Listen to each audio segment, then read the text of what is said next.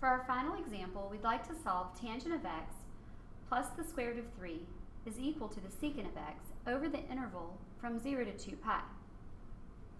First thing I notice about this problem is that there are two completely different trig functions, and unfortunately they're not multiplied together, so we couldn't get it equal to 0 and factor 1 out. At this point, factoring won't work. It's not quadratic in form. We're kind of left with a situation where we're going to have to try something else. If we notice that tangent and secant, since they can't really be separated from each other in this case, they're related by the Pythagorean identity, 1 plus tangent squared is equal to secant squared. So if we squared both sides of this equation, then perhaps we could solve for a trig function here and use an identity to get it down to a single trig function. So let's try that. Let's square both sides. If I square the left side, I'm in a position where I actually am squaring a binomial. So we'll have to FOIL that out or square double squared.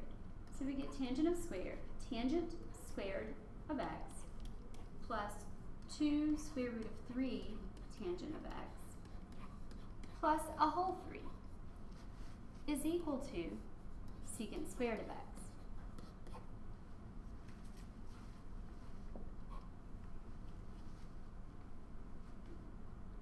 So we double squared the left and we squared the right. And now what we want to do is replace secant squared with 1 plus tangent squared.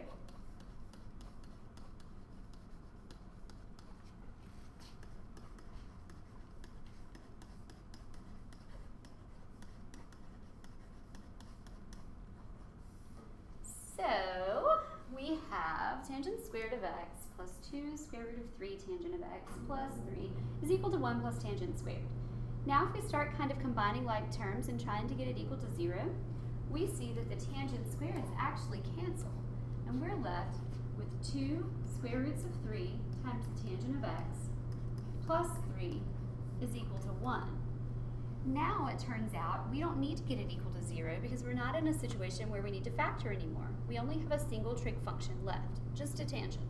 And that's the nice thing about those Pythagorean identities is when you're in a position to use them, you can bring it down from 2 different trig functions to just 1. So we're going to isolate the tangent of x. So we're going to subtract 3 from both sides and divide both sides by 2 square root of 3.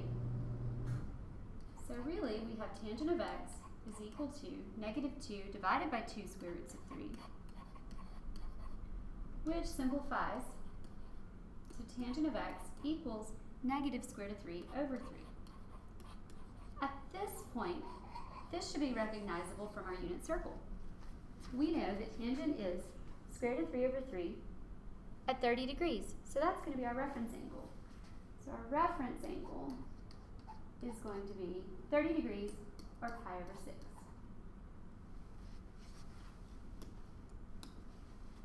Now that we have our reference angle of pi over 6, we know that we want the tangent value to be negative. So we're going to take that reference angle and we're going to move it into quadrant 2 and into quadrant 4. So remember that in quadrant 2, we would have pi minus pi over 6, which we should know as 5 pi over 6, because in quadrant 2, if it's on our unit circle, the tops are all 1 less than the bottom.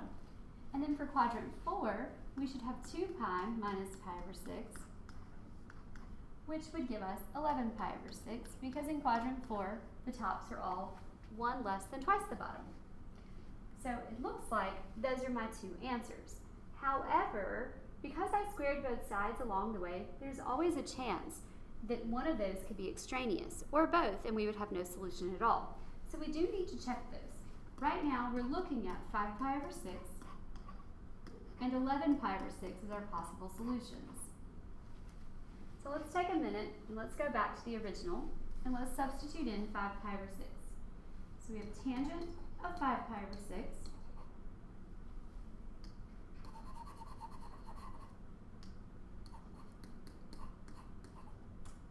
plus the square root of 3 equals the secant of 5 pi over 6.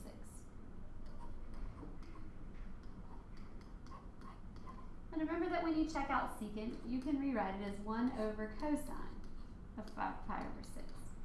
So let's take a moment and let's test that out and see if those two quantities are equal. And it turns out that they're not. The left one is a positive quantity and the right one is a negative. So that means that this solution right here is extraneous. Now we want to go back and we want to try the same thing on 11 pi over 6. So we're going to take the tangent of 11 pi over 6 and add to it the square root of 3. And we're going to see if that's equal to the secant of 11 pi over 6 or 1 over the cosine of 11 pi over 6.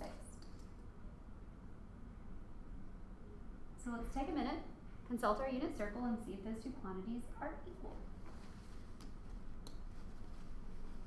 This time, both of them actually are equal. We get positive 1.1547 on both the left and the right.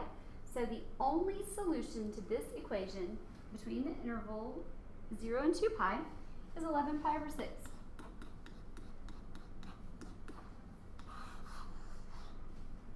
And that wraps up section 6.2, Trigonometric Equations, Part 1.